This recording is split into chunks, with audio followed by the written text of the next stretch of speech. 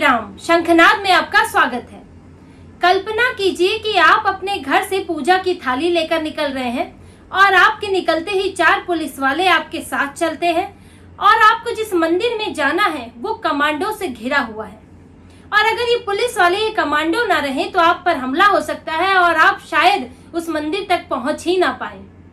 आपको ये बहुत ही काल्पनिक बात, बड़ी ही अतिशयोक्ति लग रही होगी, लग सकती है, लेकिन जल्द ही भारत में ये हकीकत बनने वाला है, क्योंकि ऐसे ही आसार दिख रहे हैं कि हिंदुओं को अब लगता है कि अपने घरों से अपने मोहल्ले के मंदिर जाने के लिए भी सुरक्षा लेनी पड़ेगी, सेना बुलानी पड़ेगी, चप्पे चप्पे पर सुरक्षा देनी पड़ेगी, ड्रोन लगाने पड़ेंगे, तभी हिंदू अपने भगवान की पूजा कर पाएंगे। क्योंकि जो देश में हो रहा है, एक के बाद एक हिंदुओं के धार्मिक स्थल, हिंदुओं की धार्मिक यात्राओं पर जो हमले का पैटर्न दिख रहा है, उससे लगता है कि हिंदुओं को अब इतना डराया जा रहा है कि वो अपने भगवान की पूजा के लिए उनको अपनी जान गंवानी पड़ेगी, अपनी जान हथेली पर रखकर चलना पड़ेगा। ये पहले हमें कहाँ सुनने को मिलता था कि सुरक्षा व्यवस्था दी जा रही है, अपने आपको धार्मिक यात्रा करनी है, तीर्थ यात्रा में सेना जो है सुरक्षा दे रही है। ये सुनने को मिलता था अमरनाथ यात्रा में। अमरनाथ यात्रा पर आतंकी हमले हुए हैं, अनंतनाग में है, कश्मीर में है, और वहां पर जाने के लिए, तीर्थयात्रियों को जाने के लिए बड़ी सुरक्षा दी जाती है, वहां सेना मौजूद रहती है, तभी तीर्थयात्री अमरनाथ जा पाते हैं। 2017 में तो वहां पर हमला भी हुआ था और 6 हिंदू मारे गए थे। हिंदुओं को अमरनाथ में बाबा भोलेनाथ की यात्रा करने के लिए सेना की जरूरत पड़ती है। अगर सेना ना हो तो वहां पर हिंदू अमरनाथ तक पहुंच ही ना सके और उनको मार दिया जाए। क्यों इस बार करीब 1 महीने में 4 लाख श्रद्धालु अमरनाथ गए। अगर सेना नहीं होती तो ये 4 लाख वहां पहुंच ही नहीं पाते, पहले ही मर जाते। तो पहले अमरनाथ तक ये सुनाई देता था, अब कहां तक पहुंचा है। अब देखिए वैष्णो देवी में हमेशा श्रद्धालु बड़े ही प्यार से, शांति से, बेखौफ होकर यात्रा करते थे, लेकिन इस बार क्या हुआ? वैष्णो देवी में हिंदुओं की बस पर हमला हुआ। जो शिव खोड़ी से भगवान शिव के दर्शन करके लौट रहे थे, वैष्णो देवी लौटते, भगवान के दर्शन किए थे, खुशी खुशी अपने घर जाते, जिस मकसद से आए थे वो कर रहे थे। रियासी का ये जगह थी, रियासी, जहां पर आतंकी आए और 53 हिंदुओं से भरी हुई बस पर हमला कर दिया और इसमें करीब 9 हिंदू मारे गए। वो तो बस खाई में गिर गई, लेकिन ये 53 के 53 वरना मर जाते। अब वैष्णो देवी जाना भी हिंदुओं के लिए मुश्किल बन गया है। वहां भी सुरक्षा अब कड़ी कर दी गई है और सुरक्षा के साए में ही आप दर्शन करेंगे। यहाँ से नीचे चलते हैं, आप नूह में आइए, हरियाणा में नूह में, मेवात नूह के इलाके में ब्रजमंडल यात्रा होती है हर साल। पिछली बार उस यात्रा में हिंदुओं को घेर कर मारा गया, उनको एक जगह घेर लिया गया और पहाड़ियों से गोलियां चली, जिसके अंदर कई हिंदुओं की मौत हो गई। ब्रजमंडल यात्रा करना मुश्किल हो गया। विवाद हर जगह होता है, विवाद उसमें भी हुआ, दोनों पक्षों में विवाद चल रहा था, लेकिन इसका मतलब क्या घेर कर आप आम लोगों को बंदूकों से मार देंगे, गोलियों से मार देंगे? क्या आपने ये पाकिस्तान और भारत का बॉर्डर बना दिया था कि कारगिल वॉर में जैसे नीचे भारत की सेना थी और ऊपर से पाकिस्तानी थे और वो गोलियां चला रहे थे, क्या आपने वो हालात करना चाहते थे? लेकिन नूह को भी इन्होंने संवेदनशील इलाका बना दिया और अब इस बार भी वहां पर कड़ी सुरक्षा दी जा रही है। ड्रोन से सुरक्षा व्यवस्था देखी जा रही है और तब ब्रजमंडल की यात्रा निकलेगी। अब हरियाणा में ये हुआ, अब यूपी आ जाइए। कांवड़ यात्रा में कभी आतंकी हमले की बात हमने नहीं सुनी थी, लेकिन अब कांवड़ यात्रा में भी आतंकी हमले हो सकता है। इस बात की सूचना मिली है और मुजफ्फरनगर और सहारनपुर में मुस्लिम आबादी वाले इलाके हैं, ये याद रखिए, और इन्हीं इलाकों में ATS भेजी गई है, एंटी टेरर स्क्वाड, ताकि वहां पर कोई आतंकी हमला ना हो। और वहां पर जहां परिक्रमा होती है, शिव चौक पर खासतौर से ATS तैनात की गई है, क्योंकि वहां पर भीड़ भाड़ होती है और कांवड़ियों के साथ कुछ भी बुरा हो सकता है। कांवड़िए कौन है? हिंदू है, हिंदू ही जाते हैं, गंगा जल लाते हैं, भगवान शिव को चढ़ाते हैं, तो अब ये अपनी सिंपल पूजा भी हिंदू नहीं कर सकते। इसके अलावा जो शोभा यात्राओं पर हर साल हमले होते हैं, वो तो आप जानते ही हैं कि कुछ इलाकों में शोभा यात्राओं को निकलने से रोक दिया जाता है। दिल्ली का जहांगीरपुरी इलाका, उसको संवेदनशील बना दिया है। अब जहां पर मुसलमान है वहां से हिंदू नहीं गुजर सकता, वो अपनी धार्मिक यात्रा नहीं निकाल सकता। क्योंकि वो संवेदनशील इलाका है। अनंतनाग संवेदनशील हो गया, वैष्णो देवी संवेदनशील हो गया, नूह मेवात की ब्रजमंडल यात्रा संवेदनशील हो गई, कांवड़ संवेदनशील हो गए, शोभा यात्राएं संवेदनशील हो गई। तो अब बचा क्या है हिंदुओं के लिए? सिर्फ यही बचा है कि वो अपने घर से जो मोहल्ले के मंदिर जाते हैं, अब बस वही संवेदनशील होना बाकी है।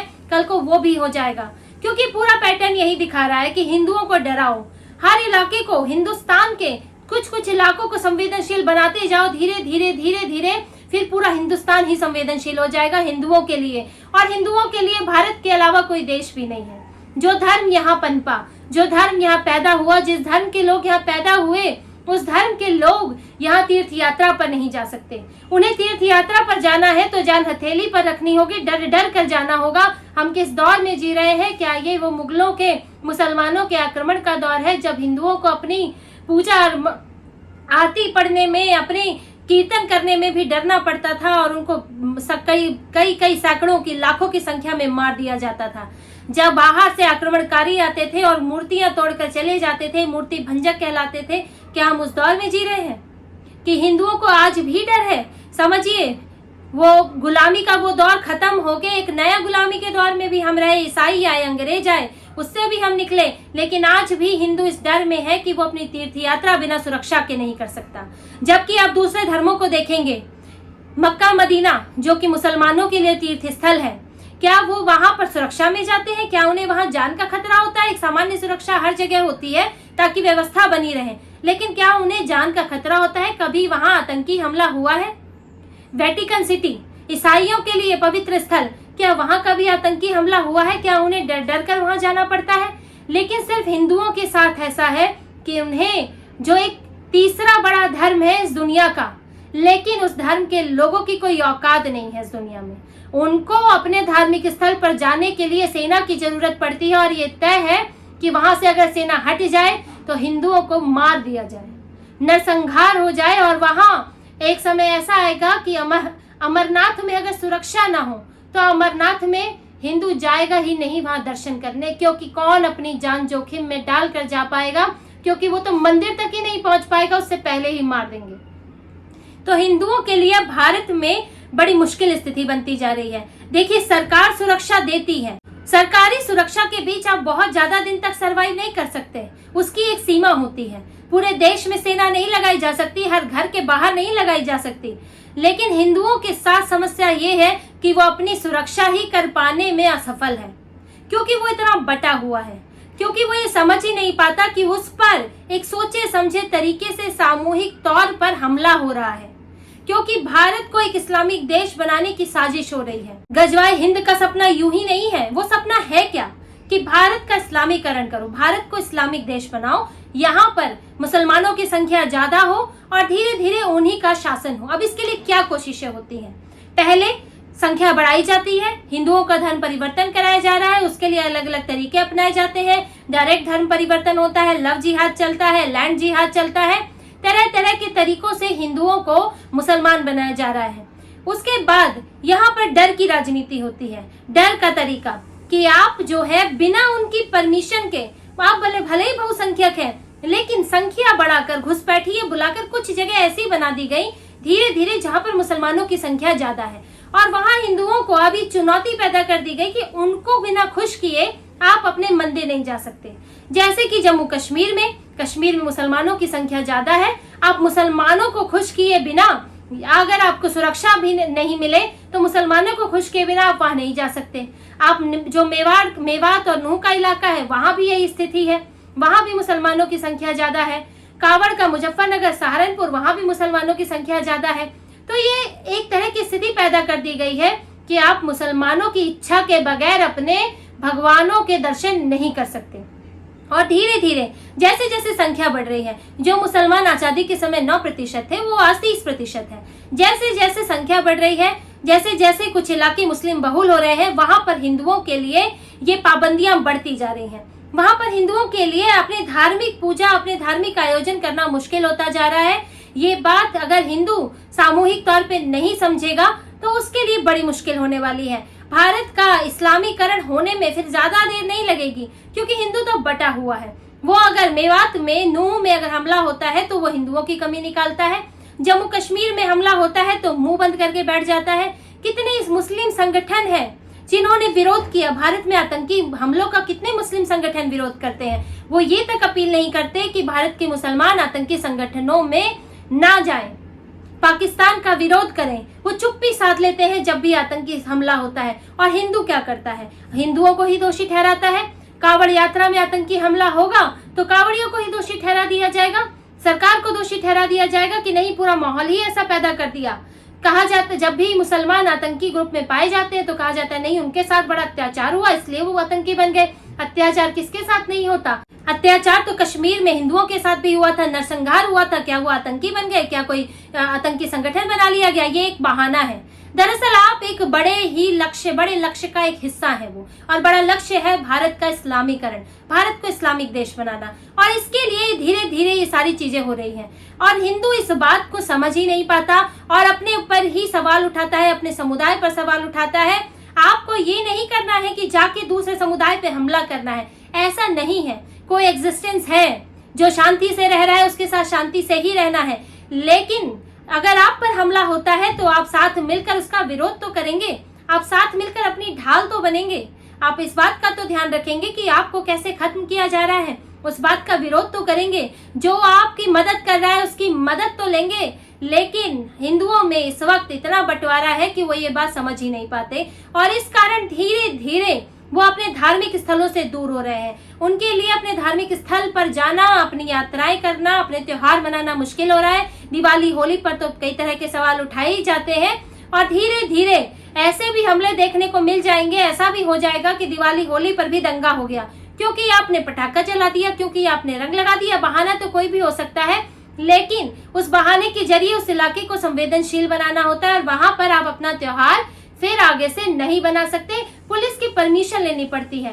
हिंदुओं को अपने त्योहार मनाने के लिए पुलिस ये भी कह देती है कि फला जगह आप त्योहार नहीं मना सकते क्योंकि संवेदनशील इलाका है। ये बड़ी लार्जर कॉन्स्पिरेसी का हिस्सा है जिसमें हिंदुओं को डराया जा रहा है, धमकाया जा रहा है।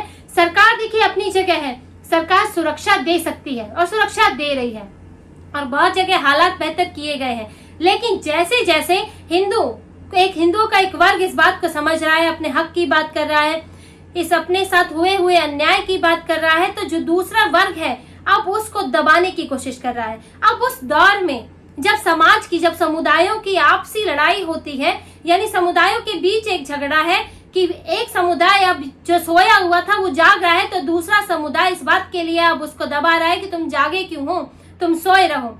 तो ऐसे में जब समुदाय और समुदाय के बीच में विवाद होता है तो सरकार की भूमिका सीमित होती है। ऐसे में जो एकजुट होता है, जो संख्या बल में भी ज्यादा होता है, वो ही इसमें अपने आप अपनी रक्षा कर पाता है। लेकिन हिंदू संख्या में भले ही ज्यादा है लेकिन बटा हुआ है, एकजुट नहीं है और इसीलिए वो धीरे धीरे अपने धार्मिक स्थल खोता जा रहा है। आप कब तक पुलिस की सुरक्षा लेंगे, कब तक सेना की सुरक्षा लेंगे और कब तक इस सुरक्षा के दायरे में बंद कर अपने तीर्थ स्थलों पर पहुंच पाएंगे, ये आपको सोचना होगा कि आपके लिए हिंदुस्तान में आप अपना धर्म मानना, अपने तीर्थ स्थलों की यात्रा करना, कितने समय तक आप हिंदू ये कर पाएंगे, ये हमें सोचना होगा। तो इसी तरह की और खबरें और विश्लेषण आपके लिए लाते रहेंगे। हमसे जुड़े रहिए, सब्सक्राइब कीजिए, कमेंट कीजिए। बहुत बहुत धन्यवाद। जय श्री राम।